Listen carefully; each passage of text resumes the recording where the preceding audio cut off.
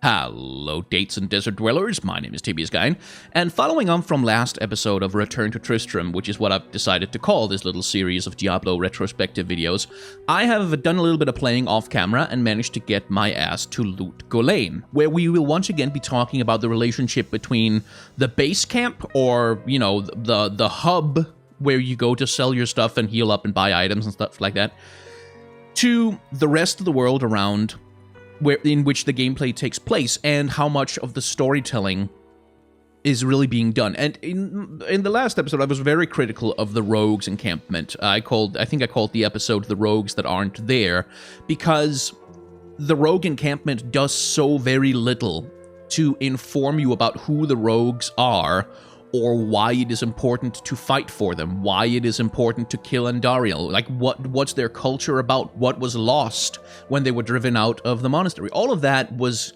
to me at least, very ill-defined. And so Lut Gholein seems to be an obvious, pretty strong step up, because we go from this nondescript nothing burger of a camp in the middle of nowhere, surrounded by fields that there's no real reason to care about, to a sprawling desert city like Lut Gholein. And Lut Gholein has a lot of what I criticized the rogues encampment for lacking. It has those little incidental details, these little booths and stalls just hanging around the place, houses empty, occupied by no one in particular.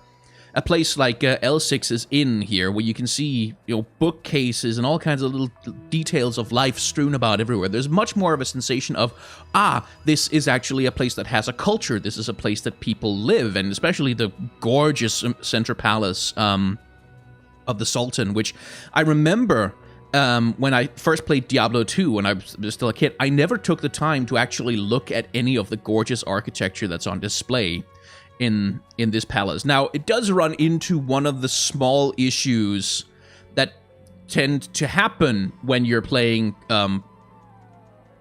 when you're playing in isometric perspective like this, which is that it's not remotely to scale. Like, it's just, when you enter it eventually to go into the harem, because there's demons down there that need to be killed, it's just an empty floor with like a stairwell down, and this is absolutely nothing like a palace. But that's sort of more down to the technical limitations of the game as it is than to any mistake on the part of the developer. So Lut Gholein is definitely a step up in terms of the environmental storytelling. You get the sense that there is a people that live here, that there is a culture that exists here, that there is something that could be lost if evil is allowed to triumph. It also has a lot more NPCs going on. You have these random people just walking around, kind of establishing the sensation that, no, this is a city of a sort. Like, there's more people here than just the 4 or 5 important NPCs that you need to be able to talk to because they can sell you stuff. It's a definite step up. And yet, compared to Tristram, it is still much less of an interesting location. And as we mentioned before, Diablo 1 is very much about Tristram. Like, Tristram is one of the central characters in Diablo 1. The haunting of Tristram is the central event. Whereas in Diablo 2, it's much more of a globetrotting game. It's not really about the individual places that you go to. Which, nonetheless, for me, still, my primary argument against Diablo 2 as compared to Diablo 1 when it comes to the storytelling is that in Diablo 1, the stakes are profoundly clear at all times. You always know what is at stake. You always know why you need to go into the labyrinth, why you need to kill the monsters, why you need to destroy Diablo. You're doing it because Diablo needs to die, because of what he has done to the town of Tristram. The town of Tristram is full of trauma, pain, misery, suffering, anguish, and it's all happening because of that one fateful decision by Lazarus to betray his people to Diablo, to kill the son of the king, and to precipitate this entire chain of tragic event upon tragic event upon tragic event, with blood being repaid with blood. Like, you get the sense of that long, terrible history weighing down on the town. Diablo 2, because it's a globetrotting game, because the central conceit of the story is that you're chasing Diablo, the Dark Wanderer, across the world of Sanctuary, each individual location becomes much less important. And the trouble with that is, because Diablo himself is really not much of a character anywhere you go in the game, the stakes are much less clear. In Diablo 1, it was clear that, okay, so Diablo is a manifestation, he's a personification of the original sin of the murder of the king's son, and you need to destroy Diablo in order to absolve Tristram of that sin so that there can be peace so the town can move on. Here, it's not so clear to me when I arrive at the rogues encampment, when I arrive at Lut Gholein, or indeed the third city in the jungle whose name I can't remember. It's never really clear to me why I should care that much about the places that I go, why I should care that much to protect them from Diablo. It's more a thing of you just kind of arrive and there are people there, and because you are the hero, you want to save them.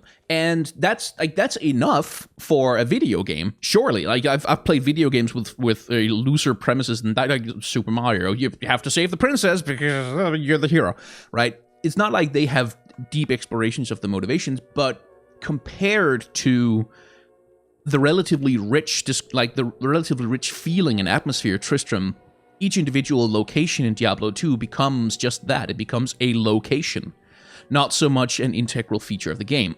Which is why I've been walking around inside Atma's Tavern for a while, because Atma's Tavern is one of the best locations in the Diablo hub areas at all, because this place is so richly detailed. And something that's so easy to miss when, as the player, you're just kind of focused on running around, getting your items, getting back out there to do the adventuring and stuff. But when you wander around Lut Gholein and when you wander into Atma's Tavern, and you take a look at just the sheer level of detail that the artists at Blizzard decided to pour into this place. You see, I think it's decapitated chickens hanging up on the walls, and you can see spices and all kinds of stuff, and, a decapitated bird lying there on the butcher's bench, and lamps and pots and pans, and presumably what's either a privy or some kind of, what are they called? A larder. And you can see, the stairs up and the little booths in the backgrounds with the tankards hanging out and the wall decorations and the people drinking. This is such a richly detailed space, and Lut Gholein is full of these things. Another lovely detail is that Atma will occasionally just kind of stop and weep and cry because she's been through so much and terrible things have happened to her, which is again a lovely detail. There's also this house right here. If you take a look, you can see there's a set of bookcases right there, and this lovely deep blue-colored curtain, which sort of indicates that there's a resident there that likes to come out on the pavilion and just sit there and read. And you get this sense that, yes, here is a place where there is lived life. Here's a place where there is culture, where there are people, where there is something worth saving. But how is Diablo particularly related to? The trouble is that Lut Gholein is not actually directly under any threat from Diablo. That's the peculiar thing, is that you're chasing Diablo down, you're running into the dunes, you're looking for the Roderick Cube, and then the Dark Sun event happens, but that's not actually directly connected to Diablo necessarily. It's just that there's some snake people out in the desert who happen to have found a way to make the sun dark, and then you have to go and stop them. Diablo himself really doesn't do much to Lut Gholein at all. He tries to free Tal Rasha because he wants to collect his brother Baal, and that is that's dangerous in the grand scale, that you can't have two of the prime evils running around free. That is a bad thing, that shouldn't be happening. But Lut Gholein is not really under threat, and neither were the rogues in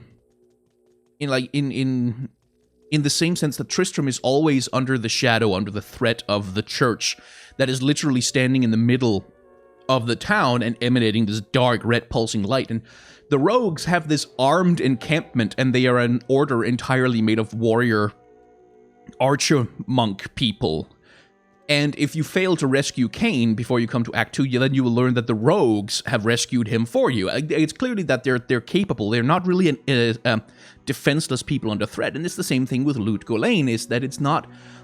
The sense of threat, the sense of the danger is always more distant. And again, it's a globe-trotting game. These are natural things to have happen. But for me, it always meant that for all the detail, for all the loving detail, for all the many, many things and all the NPCs walking around and stuff that they tried to pour into Lut Gholein, I never felt connected to the place. I never cared that much about Farah.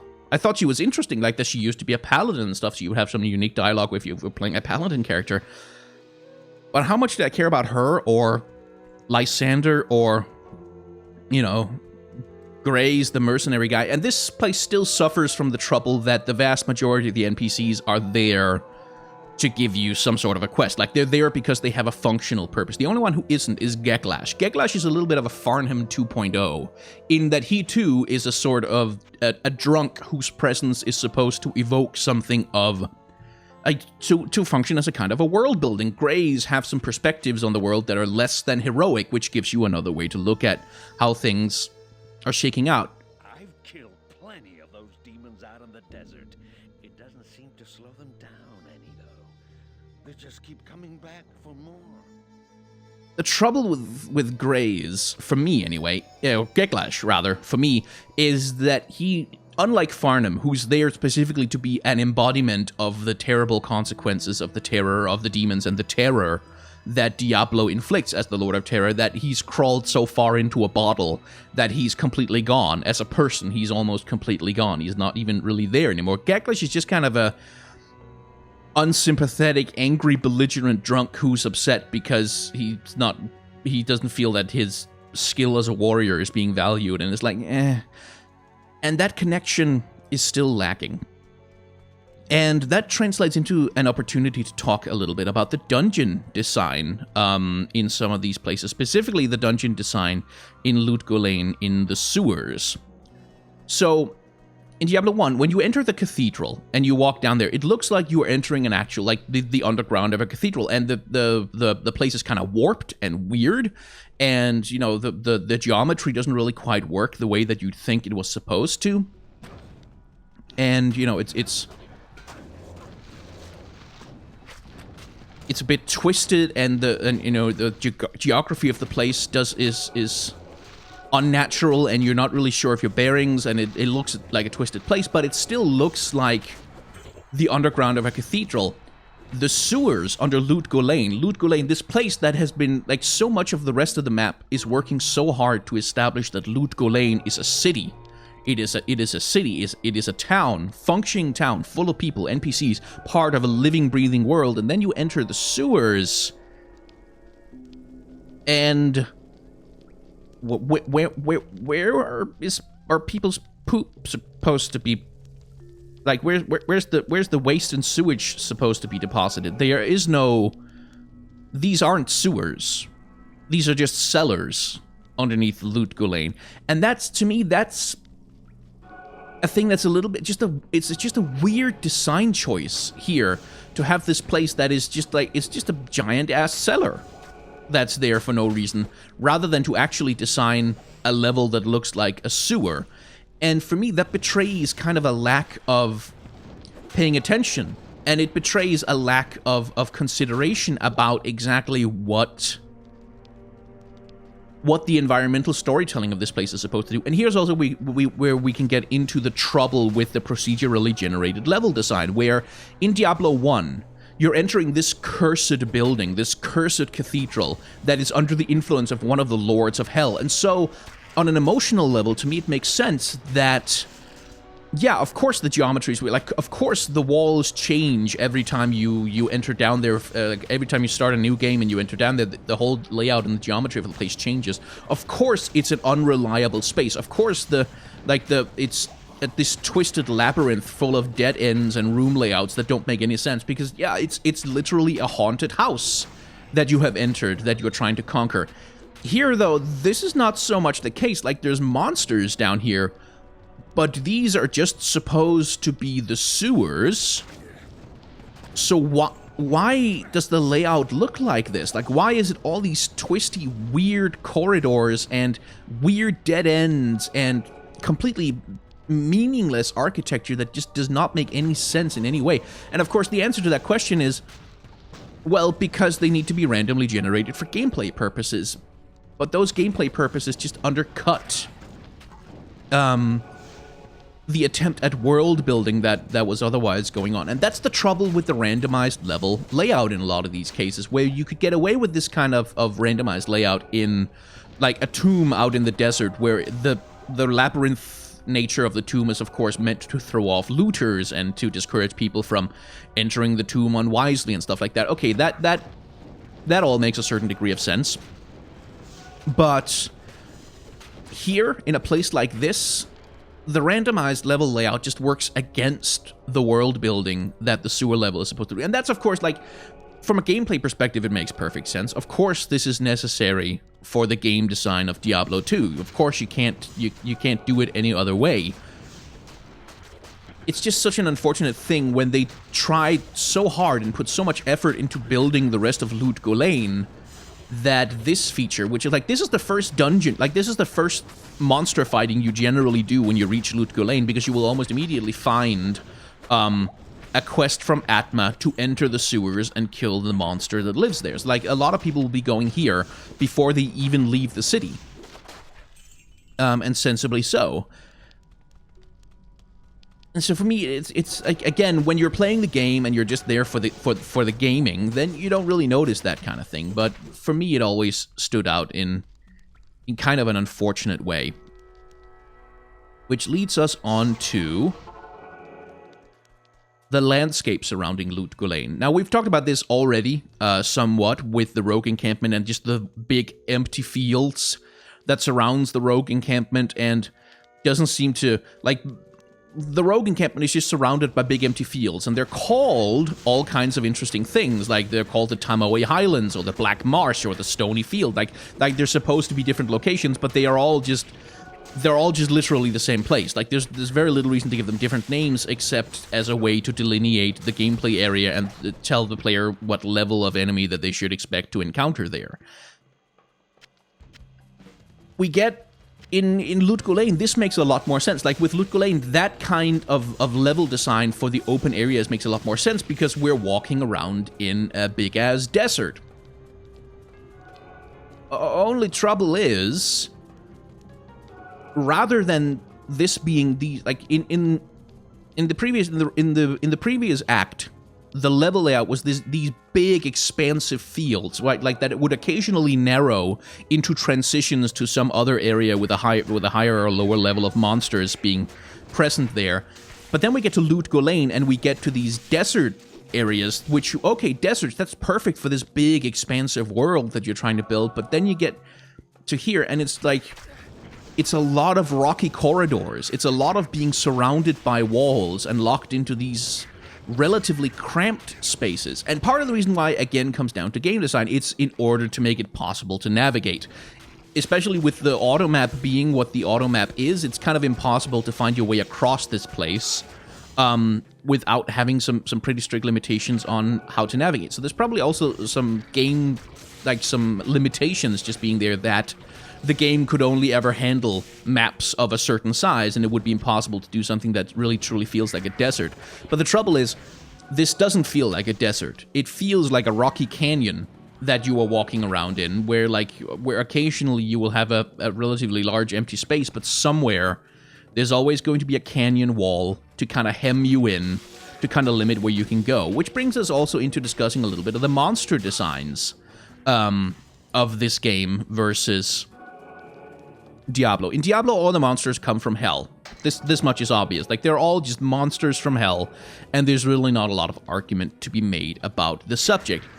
Diablo 2, again, it's a globe-trotting game, and so the game design and the monster design takes a very different tack. Rather than facing primarily the minions of hell that are come to Earth to destroy it, you are fighting the natural flora and fauna of the world. And nowhere is that more obvious than in the monsters that you fight in Act 2. Because you fight a whole bunch of scarabs, you fight a whole bunch of weird cat tribe people, you fight a whole bunch of, like, vultures and desert leapers and maggots and spiders occasionally, with only, like, the primary presence of supernatural monsters being in the tombs, where you will face the undead occasionally, and the snake people that you face during the Darkened Sun quest. And this, again, I think for me, this is also part of why I never really felt the jeopardy for Lut Gholein, because Lut Gholein is clearly not under siege by unnatural forces. It's not like there's a horde of demons at the door threatening to destroy everything. It's what you were running into here is just apparently the regular nature that surrounds the place. This is what they live with every single day, and maybe they're a little bit more aggressive now because there's a prime evil in the area, but all these vultures, all these cat people, all these, electric scarab creatures, these are the normal flora and fauna of the place, or at least that's how their design is presented, that these are just the normal creatures that you encounter in this place in the world. And again, from the perspective of a globe-trotting game that's about exploring the world of Sanctuary, this makes perfect sense. But from the perspective of telling a story about supernatural evil encroaching on the world and, bringing terror and destruction, no, it just doesn't really work for me very much at all. Let's give another hit to... Yeah, Bone Spear will be coming. I should probably just grab the Golem skill.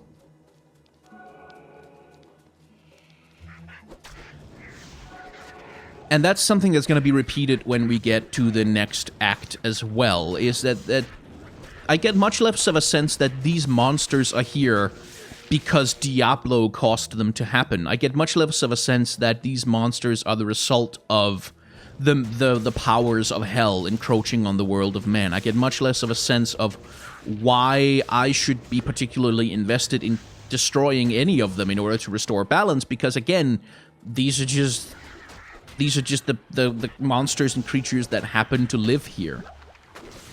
Right? So when I destroy them, I'm not really restoring any kind of a balance, or at least it doesn't really feel that way, so much as I'm just killing a bunch of wildlife.